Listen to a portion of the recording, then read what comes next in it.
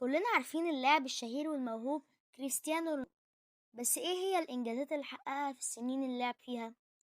انا حمزة هاني ومعاكم النهارده في كتاب اتش عشان نعرف اكتر عن كريستيانو رونالدو. لشبونة وبعدين راح مانشستر يونايتد في سنة 2003 وهو عنده 18 سنة.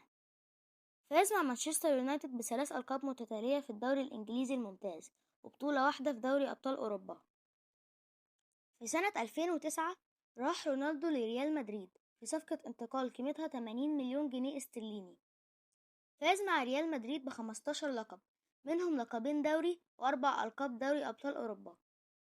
خد جايزة الكرة الذهبية 5 مرات وفاز بجايزة أحسن لاعب كرة قدم في العالم من الفيفا. في سنة 2018 وقع رونالدو مع نادي يوفنتوس في صفقة انتقال قيمتها 100 مليون يورو.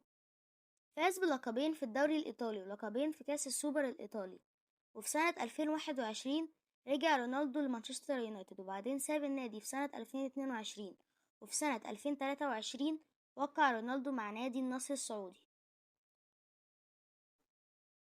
وبس كده، أشوفكم الفيديو الجاي إن شاء الله من كتاب اتش.